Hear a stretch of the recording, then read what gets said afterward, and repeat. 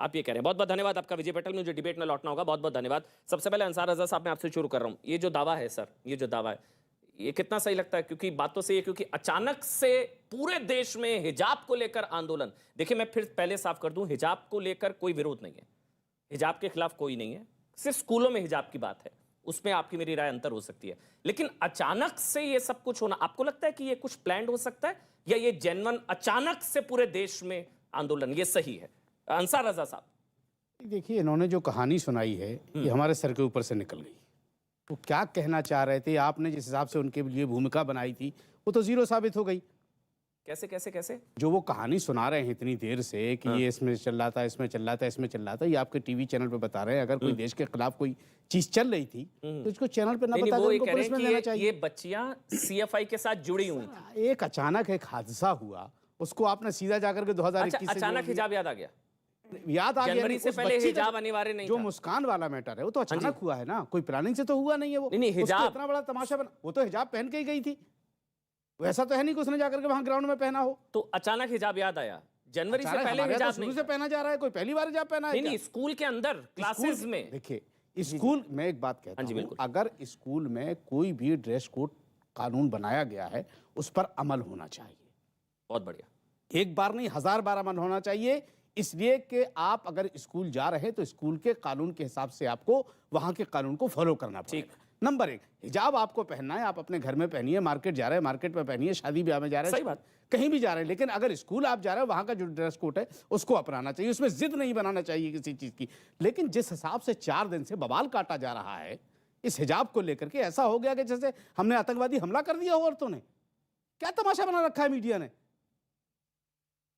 अच्छा, कोई आतंकवादी हमला हो गया है क्या? जो हिजाब के लिए प्रदर्शन है वो ड्रामा नहीं है। नहीं, क्या ड्रामा है? अपने हक के लिए सब मांग रहे हैं, भी किसान बैठे थे। कोर्ट ने जिसको आप लोगों ने जब कह दिया अंसार रजा, जब कोर्ट ने कह दिया, कोर्ट ने ये थोड़ी कह दिया कि आप हमला, तो फिर ये प्रदर्शन ड्रामा है ना। जब कोर्ट ने कह दिया, अंसार भाई, कोर्ट से बड़े तो ना आप है ना मैं हूं। अमन भाई, कोर्ट ने ये नहीं कहा कि आप प्रदर्शन मत करो। कोर्ट ने कह दिया कि जब तक सुनवाई होगी स्कूल में हिजाब नहीं जाएगा कोई। स्कूलों में हिजाब नहीं। तो अभी वो कहां से, वो कौन से स्कूल में जा रही है? तो उसी के लिए हो रहा है, स्कूलों में हिजाब पहनकर पहुंचे। नहीं, उसके लिए प्रदर्शन उसी के लिए। आप दिखाओ ना कोई, आप दिखाओ किस लिए हो रहा है, और किस लिए हो रहा है? मैं तो दिखा रहा हूं, और किस लिए हो रहा है आप बता दीजिए। क्लिपिंग दिखाओ ना कि स्कूल की मांग कर रही है, ये दिखाओ क्लिपिंग। अच्छा, स्कूल के लिए नहीं है, फिर किस लिए? वो हिजाब के लिए हो रहा है कि जो हिजाब के खिलाफ हिजाब के जो प्रोपेगेंडा किया जा रहा है कि हिजाब पहनना ही नहीं। नहीं, हिजाब में आतंकवादी घुस जाएंगे, हिजाब में बम लेकर के अगर कोई कर रहा है तो मैं उसके खिलाफ बोलता हूं। नहीं, अरे आपके चैनल पे बोला गया कि हिजाब में बम लेकर के स्कूल में जाएंगे।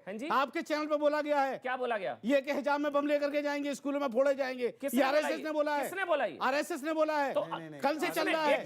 किसने बोला? नाम बताइए मेरे। संगीत रागी ने बोला है। क्या संगीत रागी ने बोला तो मैं जिम्मेदारी लूंगा क्या? विचारक बनाकर हमारे नहीं गलत। उन्होंने बोला है कि देखिए, यही अंसार रजा बांटने की कोशिश ना करें। धर्म की दीवार क्या बात है सर? नहीं, हिजाब के खिलाफ कोई नहीं। तो फिर क्या है? हिजाब के खिलाफ स्कूल में हिजाब के खिलाफ।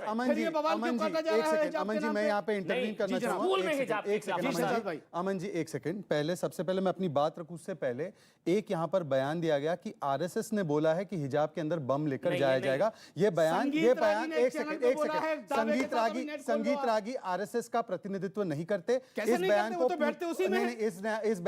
इस बयान को इस पर माफी मांगे, अन्यथा इनके ऊपर अगर कोई कानूनी कार्रवाई करता है तो मैं उसके लिए जिम्मेदार नहीं। आप कीजिए मेरे ऊपर कानूनी कार्रवाई। इस प्रकार अगर ये गलत साबित हो जाए तो आप मेरे खिलाफ कानूनी कार्रवाई कीजिए। नहीं, आरएसएस संगीत रागी के बयान पर हो रहा है प्रदर्शन। नहीं, उन्होंने बोला है कि ना हिजाब में बम पे।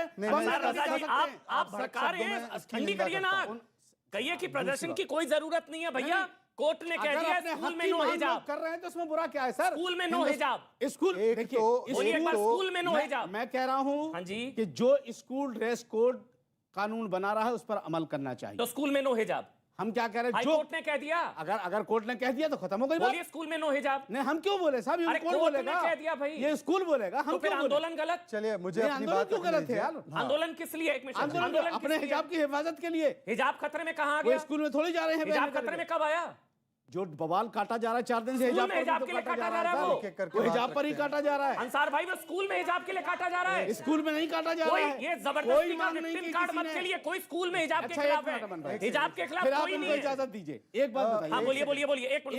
एक मिनट। एक कोई बयान आप दिखा दीजिए, किसी भी मर्द का, औरत का, बूढ़े का, बच्चे का, जिसने ये कहा हो कि हमको स्कूल में हिजाब पहन यही तो चल रहा है। ये बयान चल नहीं रहा, चल नहीं रहा, बयान दिखाइए। अच्छा चलिए ठीक है शहजाद, बयान एक एक करके अच्छा बात करते हैं। आप बोलिए, देखिए, एक मैं भी अपनी डिबेट में हाँ। क्लियर कर रहा हूं भाई, ये हिजाब के खिलाफ नहीं है कोई, ना शो बस खत्म ना हो गई देश, बात यार। कोई हिजाब स्कूल में देखिए, हिजाब अब के मुझे खिलाफ। उम्मीद मगर है मैं अमन हिजाब जी, के आप खिलाफ एक हूँ, से वो आप औरतों अपनी की बात जिंदगी रखिएगा। से हिजाब के अमन जी, खिलाफ एक हूँ एक मैं। करके बात शहजाद करते हैं, बोलिए, एक बात करते हैं, पहले शहजाद, एक एक उसके बात, बाद हाँ। अमीना जी, फिर महजाद। देखिए, शहजाद, सबसे पहले तो ये अचानक नहीं, ये आयोजित है। ये हिजाब के पीछे जो लगी आग, इसके पीछे है वोट बैंक का सियासी हिसाब किताब। मुझे बताने दीजिए, अगस्त 2021 में, आपको तथ्य बता रहा हूं पहले और उसके बाद तर्क बताऊंगा।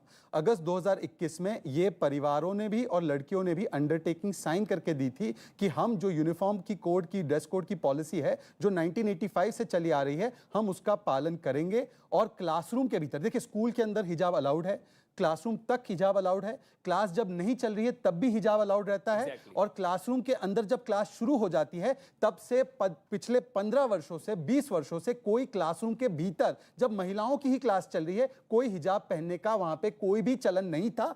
ये शुरू तब हुआ, जैसे विजय जी ने बताया, जब CFI, campus front of India ने इसमें हस्तक्षेप किया और लोगों को वहां पर भड़काने की एक राजनीति शुरू हुई। मतलब 2021 तक तो ये सारा कुछ सेक्युलर था और 2022 से ये सांप्रदायिक क्यों बनने लगा। अब चलते आते हैं सुप्रीम कोर्ट पर। सुप्रीम कोर्ट ने और चाहे कर्नाटका हाईकोर्ट, दोनों ने इसको मना किया कि तुरंत जो है हियरिंग नहीं मिलेगी। कर्नाटका हाईकोर्ट ने तो यह भी कह दिया कि यूनिफॉर्म ऊपर रहेगा, किताब ऊपर रहेगी, और हां, जहां तक रिलीजियस ड्रेस कोड है, जब तक हियरिंग चल रही है तब तक रिलीजियस ड्रेस कोड कोई नहीं पहनकर आएगा। तो आज क्या भूमिका होनी चाहिए? अगर संविधान के बारे में ये बात कर रहे हैं तो उनको तो बोलना चाहिए लड़कियों को कि आप अपना एजुकेशन जारी रखो, कोर्ट में जो होगा होगा। दूसरी तीसरी बात कंप्लीट हो जाए, उसके बाद तीसरी बात अमन जी, पर बीच में इंटरप्ट नहीं। सुप्रीम कोर्ट 2015 में इन्होंने एक रूलिंग दी है कि हिजाब is not essential to Islam. ये 2015 की सुप्रीम कोर्ट की CBSE मामले में ये एक फाइंडिंग है। इसके अलावा केरला 2018 में भी ये फाइंडिंग है कि हिजाब मुसलमानों के लिए इस्लाम का एक एसेंशियल हिस्सा नहीं है, जैसे कि सिखों के लिए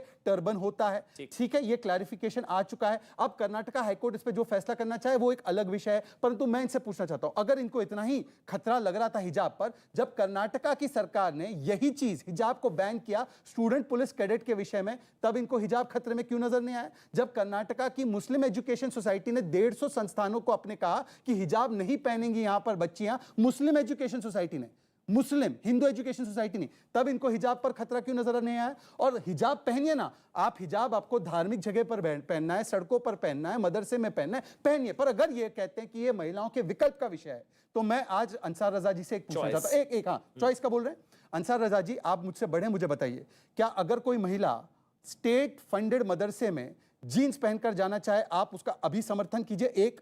दूसरा, जब सुप्रीम कोर्ट ने विकल्प दिया 3 तलाक कानून के खिलाफ, आपको एक कानून मिलेगा जो हस्बैंड है उसके खिलाफ एक्शन लेने के लिए, तो वो विकल्प के खिलाफ आप क्यों थे? संविधान के हिसाब से दिया गया था। और जब शाह बानू को विकल्प दिया गया कि मेंटेनेंस उसको मिलेगा, तब राजीव गांधी ने उस कानून को पीछे करने का काम किया और आप लोगों ने उसका समर्थन किया। तो ये महिला सशक्तिकरण की नहीं, ये कट्टरपंथी और तालिबानीकरण के ये हितैषी है, और इसीलिए आज जो है इसका विरोध किया जा रहा है। अंसार भाई आपके पास, फिर अमीना जी एक सवाल ले रहा हूं मैं। अंसार भाई, आप भी मान रहे हैं कि स्कूलों में हिजाब की कोई जगह नहीं है? नहीं, मैंने ये जब तक यूनिफॉर्म ड्रेस कोड है अगर, तो कानून के हिसाब से, तो फिर आपको भी लग रहा है कुछ हैं जो, कुछ कट्टरपंथी हैं, कुछ लोग हैं जो बच्चियों को भड़का रहे हैं कि नहीं क्लासेस में पहनकर बैठी, और माहौल खराब करने की कोशिश कुछ लोग कर सकते हैं? अमन भाई, कुछ कर रहे हैं लोग। मैं आपके सवाल का जवाब देता हूं। जी, ये पूरे उत्तर प्रदेश के चुनाव में विकास पे बात हो रही है, हिंदू मुसलमान नहीं हो रहा था पूरे चुनाव में। पहले चरण का चुनाव हो चुका, उससे पहले तक कहीं कोई हिंदू मुसलमान की बात नहीं हो रही थी।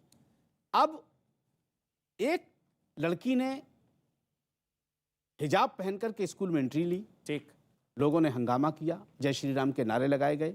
वो बात पुलिस तक जानी चाहिए थी, वहीं खत्म हो जानी थी। अगर लड़की ने गलती की थी तो उसको सजा देते, लड़कों ने गलती की उसको सजा देते।